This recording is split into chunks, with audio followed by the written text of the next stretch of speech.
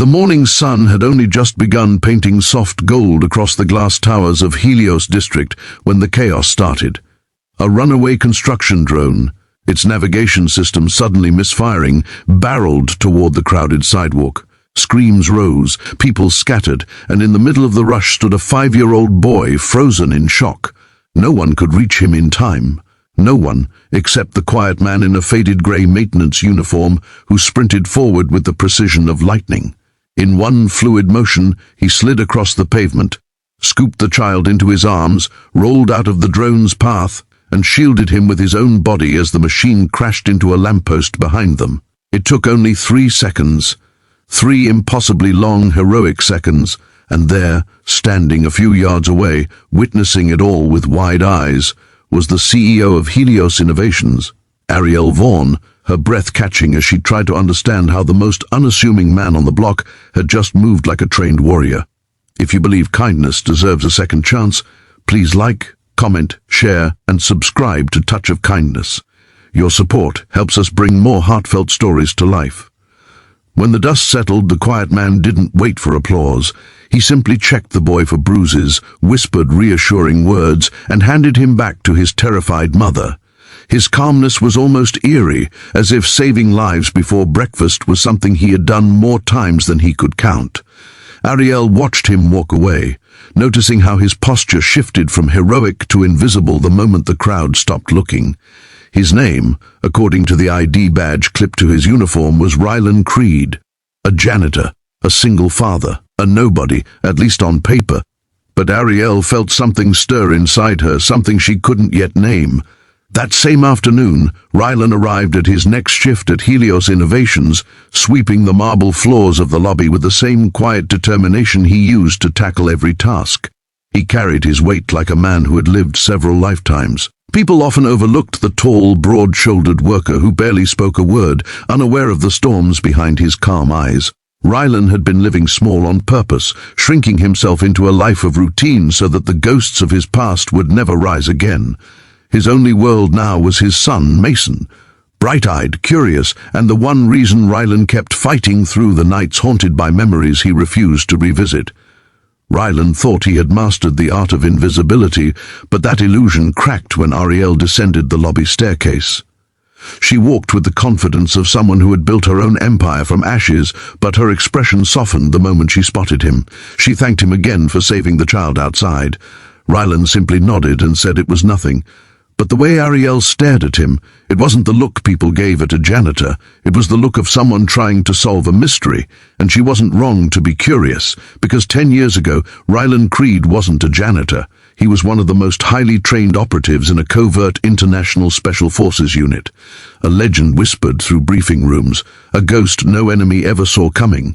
But legends, as he learned, paid a price. After one mission shattered everything he believed in, he walked away from the world of shadows and chose a life where no one knew his name. Arielle didn't know any of that. All she saw was kindness, humility, and a bravery he didn't try to display.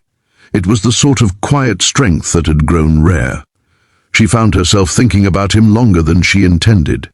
She noticed how he helped elderly visitors without being asked, how he repaired a flickering light in the lobby, even though maintenance wasn't his responsibility, how his smile, when it briefly appeared, carried the warmth of someone who had been through a war and chose gentleness anyway. This intrigued her more than it should have, especially since she wasn't the type to be distracted. But Rylan wasn't a distraction. He was a gravitational pull. Over the next few days, Arielle kept crossing paths with him, coincidentally, she told herself, though her steps had unconsciously slowed each time she saw him. She began asking small, casual questions about his day, about Mason, about how long he had worked there. Rylan always replied politely, never offering more than what was asked. But Arielle could sense something behind his eyes, a locked door, closed for years, and she wanted to understand why. Their dynamic shifted the day she visited the company's rooftop greenhouse, a hidden gem she often retreated to for clarity. She was surprised to find Rylan there repairing a broken irrigation valve. Sunlight filtered through the glass ceiling, casting soft patterns across his features. He looked different in this light, almost vulnerable. Arielle approached and made a gentle comment about how he seemed to fix everything. For the first time, Rylan laughed, a quiet but genuine sound that disarmed her completely. It was in that moment that something between them silently began, but like all slow-burning connections, it deepened not through grand gestures, but through shared moments that carved their way into the heart. Such moments as when Arielle found Rylan sitting with Mason in the company cafeteria on Bring Your Child Day. Mason had an innocent smile, a dimple on his left cheek, and a habit of gripping his father's sleeve whenever he felt shy. Arielle joined them briefly, offering Mason a chocolate muffin and watching Rylan soften in ways she had never seen. There was tenderness in him, a gentleness she didn't expect from a man built like a fortress. Arielle left that day with a warmth blooming inside her chest. Still, Rylan tried to maintain distance. He couldn't let himself get attached to anything or anyone. His past had left too many scars etched deep beneath his skin. He couldn't imagine explaining to someone like Arielle the things he had done, the bits of his soul he had left behind on missions no one would ever know about. He viewed himself as damaged at best, dangerous at worst. But Arielle saw something else entirely, a man who had been hurt and chose compassion anyway, a man who carried brokenness with dignity. The turning point came on a late afternoon when Arielle discovered Rylan outside behind the building, kneeling beside a co-worker who had collapsed from exhaustion. While others panicked or hesitated, Rylan worked with seamless control, elevating the man's legs, checking his pulse, keeping him conscious. His movements were too practiced, too skilled. Arielle watched him quietly, her heart thudding. This wasn't just basic first aid. This was training, advanced training. And suddenly her mind raced back to the drone incident. Something about Rylan didn't add up.